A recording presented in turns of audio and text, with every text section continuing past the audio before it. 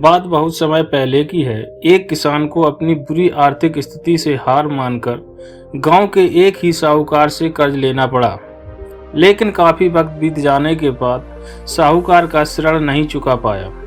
गांव का वह साहूकार बूढ़ा और देखने में बदसूरत था। उसके अनुसूचित स्वभाव के कारण गांव में उसे कोई पसंद नहीं करता था। किसान के परिवार में उसके और उसकी एक बेटी के सिवा और कोई नहीं था। उसकी लड़की बहुत ही सुंदर और अच्छे स्वभाव की थी। लड़की ने उसे बड़े ही लाड़ प्यार से पाला था। वह अपने पिता के साथ ही खेतों में काम करती थी। पर एक दिन उस बूढ़े साहूकार की नज़र उसकी खूबसूरत लड़की पर पड़ी और वह उस पर मोहित हो गया। वह मन ही मन उससे विवाह करने की सोचने लगा। लेकिन उसे पता था कि किसान अपनी लड़की का विवाह उससे कभी नहीं करेगा और उसे यह भी मालूम था कि किसान इस समय ऐसी स्थिति में नहीं है कि उसका कर्ज चुकता कर सके। इन सारी बातों को मन में रखकर स्वयं ही एक दिन किसान के खेत पर और जाने वाले रास्ते पर जा पहुंचा। रास्ता छोटे छोटे कंकड़ पत्थरों और रेडियों से भरा पड़ा था। वह किसान और उसकी बेटी दोनों वहीं पर थे। उसने किसान से कर्ज के विषय में बात करते हुए उसने सामने एक शर्त रखी।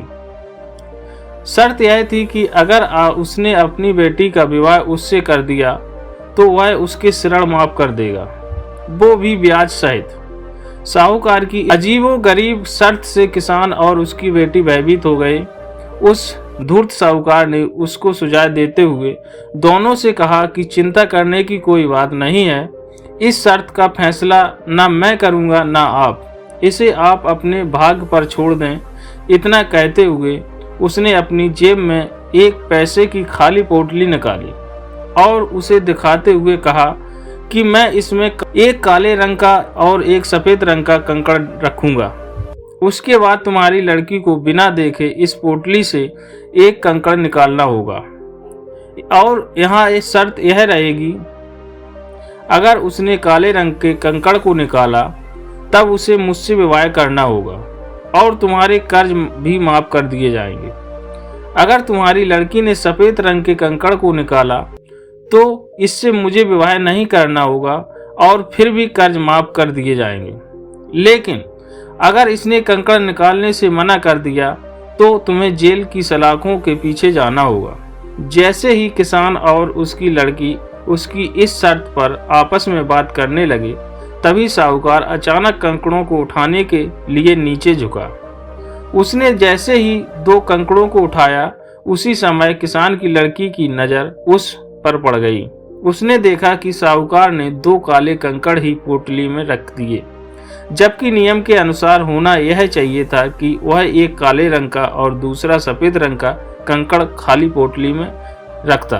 खैर, उसके बाद साहूकार ने लड़की को पोटली से एक कंकड़ निकालने को कहा।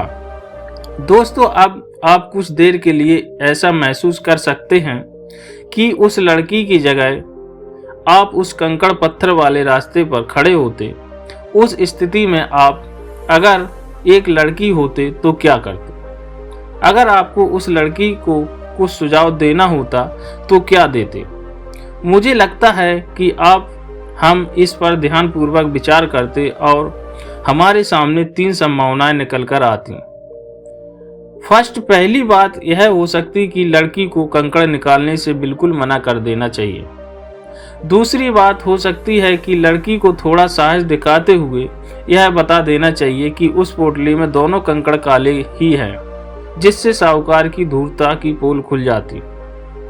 या तीसरा विकल्प यह हो सकता है कि लड़की साहूकार की धूर्तता के बारे में जानते हुए भी काले रंग के कंकड़ को निकालने और अपने आप को सर्टिफाइड कर देते ताकि ऋण से मुक्त हो जेल जाने से बच जाएगा। यह कहानी से इस उम्मीद से लिखी गई है कि हम पारंपरिक सोच के ढंग से और आज की थिंकिंग में अंतर बता सकते हैं। उस लड़की की इस दुविधा में को हम ट्रेडिशनल लॉजिकल थिंकिंग से सॉल्व नहीं कर सकते। तो चलिए हम ही बता देते हैं कि आगे इस लड़की ने क्या किया।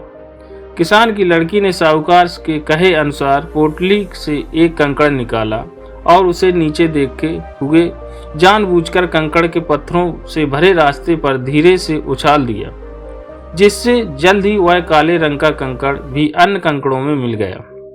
उसके बाद लड़की ने झूठा खेद व्यक्त करते हुए कहा, ओह मैं कितनी लापरवाह हूँ। साहूकार इस बात की पर थोड़ा क्रोधित हुए, लेकिन फिर उस लड़की ने मामला संभालते हुए आगे को कहा कि चिंता न करें, अगर आप पोटली खोलकर देखें कि उसमें कौन से रंग का कंकड़ बचा हुआ है तो यह साफ हो जाएगा कि मैंने कौन सा कंकड़ निकाला था, काला या सफेद। हालांकि यह निश्चित था कि बचा हुआ कंकड़ काले रंग का ही होगा, क्योंकि जैसे कि आप जानते हैं साहूकार ने पोटली में दोनों ही कंकड़ काले रखे थे। तो इस प्रकार यह सिद्ध हो गया कि लड़की ने सफेद कंकड़ निकाला है। अब साहूकार चाहे कर भी अपनी बेईमानी और धूर्तता को प्रकट नहीं कर सकता। इस तरह इस लड़की ने बड़ी चालाकी से अपने विरुद्ध खड़ी परिस्थितियों को अपने पक्ष में कर लिया।